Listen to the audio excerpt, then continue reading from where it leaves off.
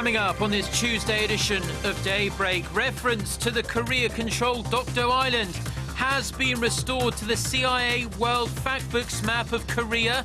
The US agency says it briefly disappeared due to a glitch.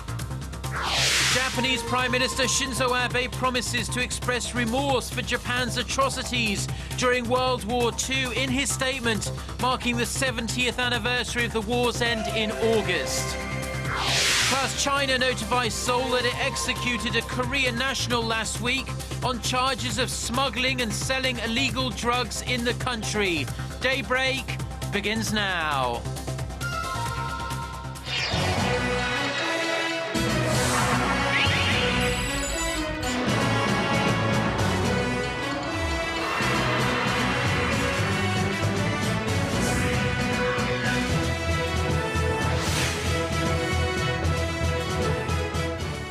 Hello and thanks for joining us. To our viewers around the world, it's 6 a.m. on Tuesday, January 6th here in Seoul. I'm Mark Broome and you're tuned in to Daybreak. And we begin with news that the Korea-controlled Dokdo Island has been restored to the CIA World Factbook's map of Korea. The change came after it was found that following its latest update, the US intelligence agency's map did not refer to or show Dokdo when visitors clicked on Korea, but showed it on a map of Japan, which continues to make false territorial claims to the Korean islets. The CIA told Korea's foreign ministry that Dokdo, referred to as the Liancourt Rocks on the map, was not shown due to technical glitches as they were modifying the maps. Up until this glitch, the CIA World Factbook had marked the Liancourt Rocks on the maps of Korea and Japan. The Factbook uses Sea of Japan, though, for the body of water between Korea and Japan. Korea wants the US to acknowledge that Koreans call it the East Sea and put both names on their map. Japanese Prime Minister Shinzo Abe says his government will express remorse over Japan's actions during World War II in a statement to mark the 70th anniversary of the conflict's end in August. Giving his first news conference of the year on Monday, Abe said he will write of Japan's remorse over the war, its post-war history as a pacifist nation, and how it will contribute to the Asia-Pacific region and the world. Abe said his cabinet would continue to reflect the stances of successive cabinets concerning historical wrongdoings, including the Murayama Statement. On the 50th anniversary of the war's end, in August 1995, then Prime Minister Tomiichi Murayama said Japan caused tremendous damage and suffering to Asia through its colonial rule and aggression, and expressed a heartfelt apology. Now, watchers say this anniversary could present a golden opportunity for Korea and Japan to improve their deeply frosty relations if Abe sticks to his word and offers a sincere apology to Korea. Now, a diplomatic row between South Korea and China could be in the works after Chinese authorities waited almost 1 week to notify Seoul that a Korean national was executed for drug-related offences. Our Kim Ji-yeon reports. Korea's foreign ministry said Beijing notified Seoul on Monday that a Korean national surnamed Kim had been executed for drug-related offenses. Word came 6 days after the death sentence was carried out. Beijing said the late notice was due to year-end administrative delays. Ministry officials in Seoul are calling Beijing's move incomprehensible, given that they had repeatedly asked their Chinese counterparts for clemency on Kim's behalf. In a statement on Monday, Seoul said it regrets the execution took place, despite numerous requests to Beijing to refrain from carrying out the death sentence on humanitarian grounds. It added that it plans to beef up cooperation with related countries to further prevent Korean citizens from being involved in drug-related crimes. Kim's execution is putting into question the effectiveness of a Council pact between Korea and China that was signed in July and awaits ratification in Korea. Under the pact, the two sides agreed to notify the other country within 4 days when a national of that country is held in custody, and immediately if it involves death row. This is not the first time a Korean national has been sentenced to death in Chinese territory for drug offenses. In 2001, a 41-year-old surnamed Shin was executed for smuggling and trading drugs. Kim is the fourth Korean national that China has executed for drug offenses since last year. Kim Jeon, Arirang News. Now, South Korea says it's willing to look past new U.S. sanctions on North Korea and hold talks with Pyongyang as it proposed last week. North Korea is up in arms at Washington, accusing the United States of stirring up hostility with these new sanctions. Our Connie Lee has the latest. South Korea aims to push ahead with plans for inter-Korean talks, despite the recent flare-up in tension between North Korea and the United States. The spokesperson from Seoul's Unification Ministry says its proposal for high-level talks with Pyongyang remains on the table, despite Washington's announcement of sanctions against the North. The country's state-run media lashed out at the U.S. on Sunday, saying the new sanctions clearly demonstrate Washington's hostility toward the regime. The policy persistently pursued by the U.S. to stifle North Korea, groundlessly stirring up bad blood towards it, would only harden its will and resolution to defend the sovereignty of the country. The U.S. has slapped new sanctions on 3 North Korean organizations and 10 individuals for Pyongyang's alleged cyber attack on Sony Pictures, which produced the film The Interview, a comedy about an assassination attempt on North Korean leader Kim Jong-un. However, as North Korea intensified its rhetoric against the U.S., the communist state has not criticized the South as usual with verbal attacks. Pyongyang's main newspaper, the Rodong Sinmun, reported no criticism of Seoul on Sunday, and North Korea's propaganda website 우리 민족끼리 stated that the two Koreas should work together. Experts say North Korea has a motive. By improving relations with South Korea, North Korea wants to show that the U.S. sanctions will be ineffective. In the meantime, South Korea continues to wait on North Korea to respond to its earlier proposal for talks. Connie Lee, Arirang News. Now back here in South Korea, and a political scandal that's been brewing for weeks now appears to have no legs, really. The prosecution's preliminary results have determined that what they found in recently leaked presidential documents was, in fact, false. Gonsoa has the details. Prosecutors have indicted a former presidential secretary on charges that he had ordered a leak of confidential documents from the presidential office. They found the documents to be fake. We have conducted a broad investigation and found the documents to be false. The scandal dating back to November with a local report alleging that President Park Geun-hye's former aide Chung Yun-hye held secret meetings with presidential secretaries seeking to drive out the current presidential chief of staff. Prosecutors say the meetings never happened. The scandal has stirred up the political arena in recent weeks and aroused criticism from the public, who want more transparency at the presidential office. And over the prosecution's preliminary announcement on Monday, Korea's rival political parties continued with their clash. The ruling party said the suspicions were absurd to begin with. This is a breach of code of conduct that involved unverified information reported in a presidential document which led to chaos. The main opposition party said no one will trust the probe's conclusion, calling for a special investigation into the case. The prosecution has come up with a conclusion customized to the presidential office. The truth hasn't been revealed. The presidential office of Cheongwade says it won't be making an official comment on the prosecution's findings. Kwon So-ah, Arirang News.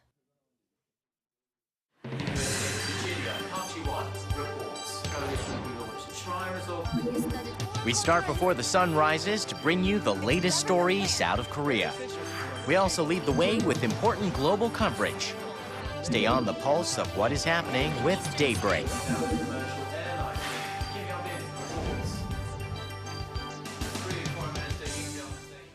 Now, the number of jobs created in Korea last year hit a 12 year high. Pretty good, right? But if we look a little closer at the figures, some factors make it a little less encouraging, because most of the positions that opened up were either part-time or contract positions, and a lot of them were going to people in their 50s and 60s rather than those Koreans trying to get on the career ladder. Our Connie Kim has the details. Statistics Korea says an average of 543,000 new jobs were created each month between January and November of 2014, which is the highest in 12 years. The country's employment rate also topped 65% last year, up nearly a percentage point from the previous year. And while the figures are encouraging, the state of the employment market is not. Young people in their 20s and 30s continue to struggle to find work. 20-somethings took up just over a tenth of those who got new jobs last year. Those in their 30s fared worse, recording an average 20,000 less jobs per month. In contrast, people in their 50s and 60s accounted for more than 4/5 of new jobs created in the 11 months. Compounding concerns is the fact that more than a third of the labor market, more than 6 million people, are contract workers. And to tackle that issue, the government has proposed plans to improve working conditions for them. This includes extending the contract period for temporary workers who are 35 and older to 4 years from the current 2. Analysts have also called for fundamental reforms to the current wage system that hands out raises to individuals based on how long they've been working, regardless of the quality of their work. The OECD says Korea has the 6th most complicated procedures among member countries for laying off a regular worker. Connie Kim, Arirang News. Now, foreign direct investment in Korea hit a record $19 billion last year. Korean officials say loosened regulations and more aggressive efforts to boost investor relations prompted international investors to plow more money into the country. Our Song Ji-sun reports. Seoul proved to be an attractive investment destination for foreign investors last year, thanks to a wider network of free trade deals and government support for direct investment. According to the Trade Ministry, total foreign direct investment came to $19 billion last year, up more than 30% from a year earlier and topping the previous record set in 2012. By region, investment from China soared nearly 150% to $1.2 billion. China's investment portfolio was diverse as well, ranging from resort complexes to cultural contents and fashion. Investment from the U.S. also edged up, reflecting the economic recovery there, but the amount from Japan shrunk due to the weakening Japanese yen. Foreign direct investment rose across all sectors from manufacturing to services, especially in parts production and business consulting. The Trade Ministry said an easing of regulations coupled with a boost in investment sentiment following recent FDAs encouraged foreign investors to increase their input in Korea. Seoul is now looking to top the $20 billion mark in foreign direct investment in 2015. Song Ji-sun, Arirang News. Now, Korea is the world's #1 shipbuilder. It accounts for roughly a third of the global market share.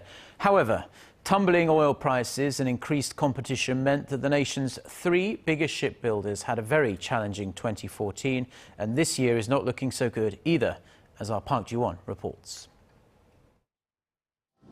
Korea's major shipbuilders had a pretty tough time in 2014. Out of the country's 3 major players, only Daewoo Shipbuilding and Marine Engineering hit its order target last year. It received orders for 68 ships and an offshore plant. Korea's other major players, Hyundai Heavy Industries and Samsung Heavy Industries, both failed to hit their targets. Hyundai Heavy Industries had orders for 98 vessels worth more than $15 billion, but this was way below its goal of $25 billion. Market experts partly attribute last year's weak performance to falling global oil prices, which negatively affected demand for offshore plants and drill ships. Market uncertainties are expected to hamper business this year as well. The Export-Import Bank of Korea forecasts vessel and marine plant orders to drop 12% this year compared to last year. tough competition from competitors in China and Japan also poses a threat to the nation's shipbuilders. While Chinese shipbuilders have a market edge in producing small and mid-sized low-price vessels, Japan is gaining price competitiveness due to the weak yen. Park Ji-won, Arirang News. Now it's that time of the year for tech fans. Very exciting because one of the world's biggest tech gadget fairs, the Consumer Electronics Show, is going to kick off in Las Vegas later today on Tuesday local time. And ahead of this event, our Ji Myung-gil takes a look at what exactly Korea's tech giants have in store. The 2015 Consumer Electronics Show that kicks off on Tuesday in Las Vegas is a showground for the latest advancements in TV technology. For Samsung Electronics and LG, that means showing off its quantum dot and OLED televisions. The quantum dot technology uses tiny nanocrystals that can provide a wider range of colors than OLED screens, with a much cheaper manufacturing process. Both Samsung and LG are slated to introduce their respective 65-inch versions in Vegas. Samsung's Quantum Dot TV has already won the CES Innovation Award. OLED televisions will also have a place at the table. LG is showcasing its first curved 55-inch ultra-high-definition OLED TV at CES. It comes with a price tag of $3,500. There's also speculation that Samsung will use the Consumer Electronics Show to show off its Tizen TVs. The company plans to run the Tizen operating system on all of its smart, internet-connected TVs starting this year. It will come with several new features, including easier sharing between TV sets and mobile phones through a redesigned interface. Ji Myung-gil, Arirang News.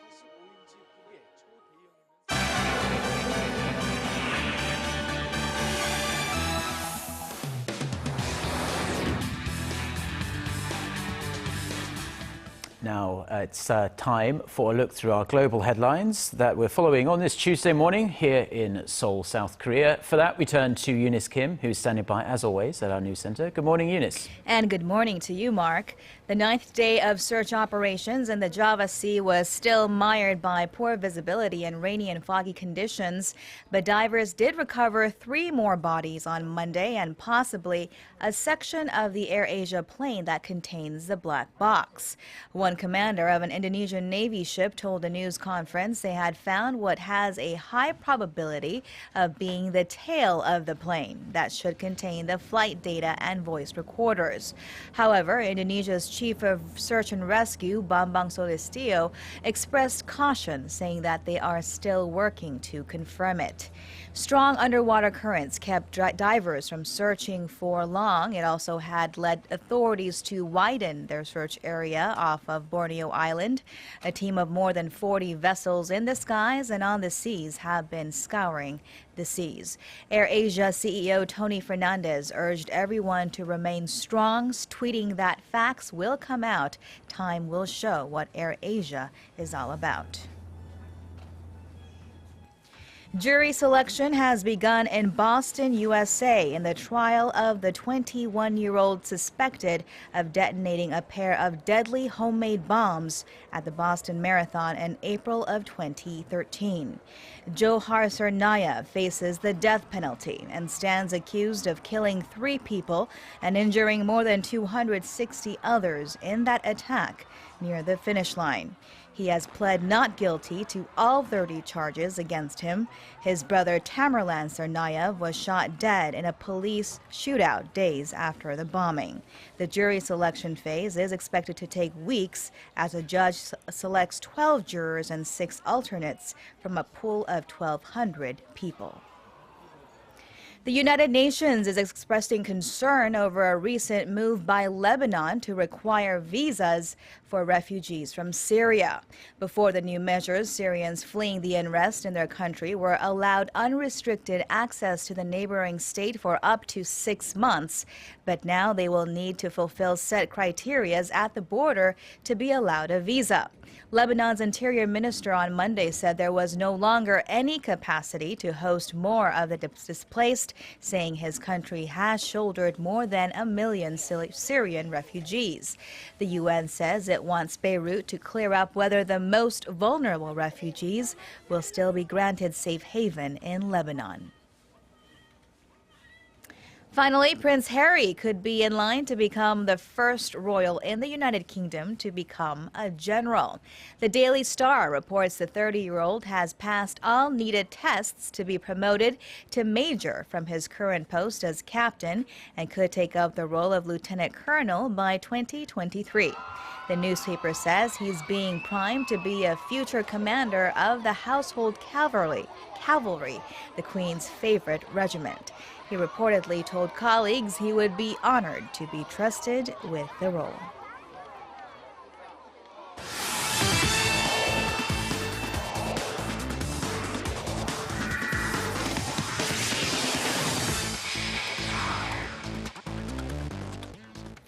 And a good Tuesday morning to you all as we kick things off with the Korea women's national football team as head coach Yoon Duk-yeol held a press conference on Monday regarding the team's chances at the 2015 Women's World Cup in June. With the women's national team beginning their training session at the National Training Center in Paju, head coach Yoon sounded pretty optimistic over their chances for the upcoming 2015 Women's World Cup in Canada. With Park Eun-sun and Ji So-yeon at top as the two top strikers, he stated that their goal is to finish at least in the round of 16. Meanwhile, the team will compete in the Four Nations tournament in China starting on the 11th of this month. And now shifting over to swimming this time, where at the young age of 23, Asian Games gold medalist Chung Da-rae announced her retirement from the sport after years of trying to bounce back from her injuries. Now, the 23-year-old who made a splash in the swimming world when she won a gold medal during the 200-meter breaststroke event at the 2010 Guangzhou Asian Games had a bright future before a number of injuries to her knee, back, and shoulder sidelined her for a long time. And despite trying to bounce back from her injuries, she decided to retire from the sport in a recent interview as she hopes to continue her career in swimming now as a coach. Of course, she made her official debut at the young age of 16 during the 2008 Beijing Summer Games when she qualified for the 200-meter breaststroke. And staying in swimming this time with Park Tae-hwan, who despite a rather disappointing Asian Games in Incheon hopes to bounce back in time for the 2016 Rio Summer Games. In order to do that, he's looking for another place to train. And according to a close source to Park Tae-hwan, the Marine boy is set to make a trip to the U.S. on the 7th in order to find a training camp where he can prepare for the Summer Games in 2016. They added that with the lack of world-class swimmers in Australia, now he wants to compete with the best, and that country being the U.S. with names like Ryan Lochte, who's currently dominating the swimming world. And now finishing things off in baseball, where SB Nation, a renowned sports website, ranked the top shortstops in the majors. And what do you know, Kang Jung-ho is ranked 12th in the list. Now, despite the lack of progress in the contract talks between Kang Jung-ho and the Pittsburgh Pirates, SB Nation listed Kang Jung-ho ahead of Elvis Andrus for 12th in the shortstop ranking. They stated that while he won't have the power numbers he did in Korea, he has the potential to become a franchise player for the Pirates. Meanwhile, the deadline for the contract negotiations is January 20th. And that's going to wrap it up for me. This has been SJ. Have a great rest of the day and see you guys again for your sports needs.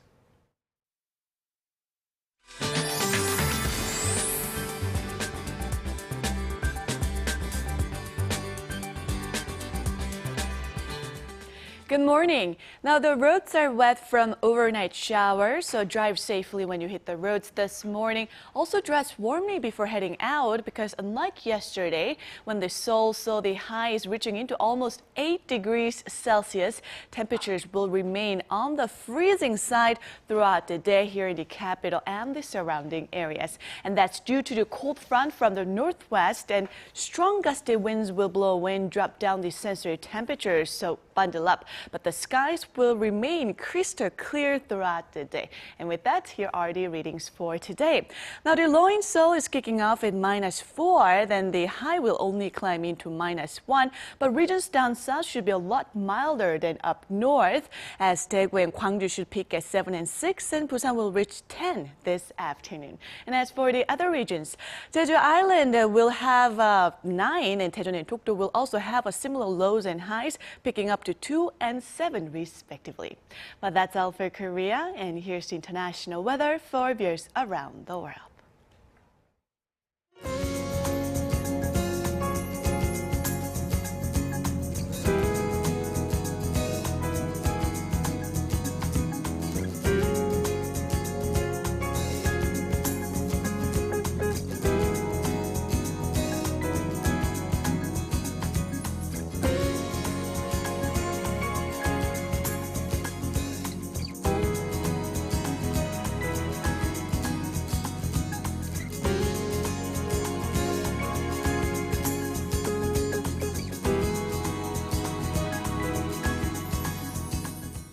Well, that's all we have for you this morning on Daybreak, but Korea Today is coming up in just over half an hour's time, so look forward to that. Have a great day. Goodbye.